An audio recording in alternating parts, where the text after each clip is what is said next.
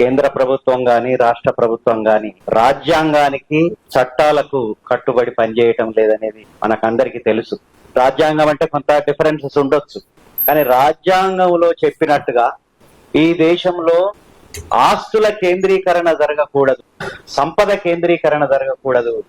Article 38, 39 లో ఇది చెప్తే ఇవాళ ఆదాని అంబానీలకు ఒక రకంగా చెప్పాలంటే ఇప్పుడు బీజేపీ ఆర్ఎస్ఎస్ పార్టీ ఆదాని అంబానీల అడుగులకు మడుగులొత్తుతూ వాళ్ళు ఇచ్చిన చందాల మీద ఎలక్షన్ లో గెలుస్తూ ఎలా వీళ్ళు చందాలు ఇచ్చారు కాబట్టి దేశ సంపదను వాళ్ళకి అప్పచెప్పు, ముడుపులు చందాలు అన్ని రకాల అంటే ఈ రకంగా రాజ్యాంగానికి వ్యతిరేకంగా రాజ్యాంగంలో ఉండే హక్కులకు వ్యతిరేకంగా ప్రస్తుత ప్రభుత్వాలు పనిచేస్తున్నాయి. అందుకే ఇప్పుడు సార్ అన్నాడు మనకు ఎన్ని డిఫరెన్స్ ఉన్నా కూడా రాజ్యాంగ హక్కులు అనండి రాజ్యాంగం అనండి కాపాడుకోవడం అనేది ప్రస్తుత దశలో ఒక ప్రోగ్రెసివ్ స్టెప్. మరి అంత కేంద్రీకరణ జరిగినప్పుడు ఎందుకు జరుగుతుంది అని అంటే అందరికీ తెలుసు, మనం అందరం అంటే 1 లక్ష కోట్లు కూడా లేని ఆదాని 15 లక్షల కోట్లు 20 లక్షల కోట్లు మోడీ కాలం ఎట్లా సంపాదించారు ఇన్ని కోట్లు అంటే రెండు రకాలుగా, ఒకవైపు కార్పొరేటీకరణ, ఇంకొక వైపు ఆ కార్పొరేటీకరణను ప్రశ్నించకుండా ఉండటానికి మనవాదం ఒకటి దొరికింది. ఈ దేశం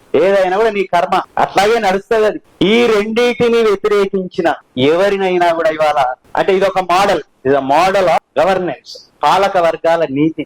ఈ నీతిని వ్యతిరేకించిన ఎవరైనా కూడా అంతకుముందు అన్నట్టు ఏకీభవించని వాళ్ళ పీక నొక్కడమే ఇవాళ కేంద్ర రాష్ట్ర ప్రత్యేకంగా కేంద్ర ప్రభుత్వం యొక్క సిద్ధాంతం. ఈ సిద్ధాంతం అంటే మేము అన్నది మీరు వ్యతిరేకించకూడదు. అందుకోసమే ఇవాళ కోదండరాం సార్ పోయేటప్పుడు అంటున్నాడు అర్బన్ నక్సల్స్ ఇవాళ గౌరవప్రదమైన పదం అయిపోయింది మనకని. అంటే ఇవాళ ఏమైపోయిందంటే ఎన్ఐఏ నన్ను కూడా ఒకసారి పిలిచింది, ఎన్ఐఏ పిలిచి మీరు ఒక సంఘానికి చందాలు ఇచ్చారన్నాడు, డొనేషన్స్.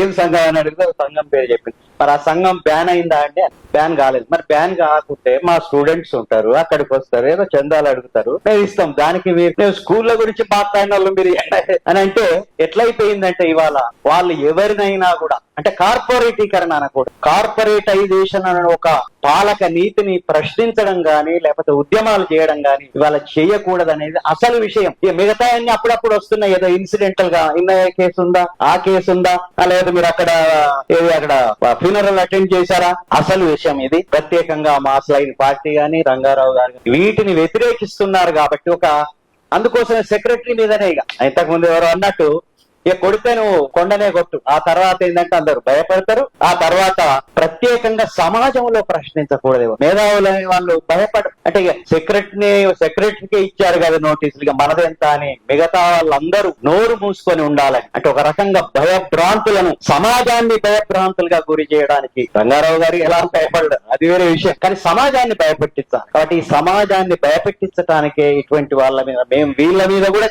కేసులు పెట్టగలం, వీళ్ళ మీద కూడా మేము నోటీసులు ఇవ్వగలమని చేయటానికి వాళ్ళు ప్రయత్నం చేస్తున్నారు. కాబట్టి ఒకసారి సమాజంలో ఈ ప్రశ్నించడం అని అది ఆగిపోతే ఒక రకంగా చెప్పాలంటే that is the death of a society. ఇక మాట్లాడకుండా ఉండడం అనేది that is success of fascism. Fascism అనేది సక్సెస్ అనేది అందులోనే దాగి ఉంది. కాబట్టి ఏంటంటే ఇవాళ ఏది అమలు చేయట్లేదు, విద్యాకు అమలు చేయట్లేదు, వాళ్ళు తెచ్చిన విద్యాకే అమలు చేయట్లేదు, వాళ్ళు తెచ్చిన చట్టాలే అమలు చేయట్లేదు. చట్టాలకు వ్యతిరేకంగా ఒక పోలీసులు వీళ్ళే కాదు, ప్రభుత్వమే చట్ట వ్యతిరేకం అయిపోయింది, రాజ్యమే చట్ట వ్యతిరేకం అయిపోయింది. కాబట్టి ఏంటంటే ఇటువంటి కేసులకు వ్యతిరేకంగా తప్పకుండా ఒక ఉమ్మడి వేదికనైతే కావాలి. ఎందుకంటే తెలంగాణలో ఇప్పుడు ఆ పరిస్థితి ఏర్పడుతుంది. ఎంత ఎక్కువ మందిని వీలైతే మాట్లాడే వాళ్ళు అక్కడెక్కడ కనిపిస్తున్నారు, ఎక్కడ మాట్లాడితే వాళ్ళని కూడా ఇవాళ మనం నోరు మూయించాలనే ఒక ప్రయత్నం. ఎలాగూ ఇంతకు ముందు అన్నట్టు రేవంత్ రెడ్డి ఏమో అడ్డుపడతలేదు. రేవంత్ రెడ్డి విద్యారంగం మీద ఎన్ఈపీ తీసుకొచ్చినా కూడా మేము అమలు చేస్తామంటున్నాడు. అదేమో కేంద్ర ప్రభుత్వం, ఇది రాష్ట్ర ప్రభుత్వం, విద్య అనేది కాంకరెంట్ లిస్ట్ లో ఉంది అని అంటలేరు వాళ్ళు. ఎన్ఈపీ ఒక కమిటీ,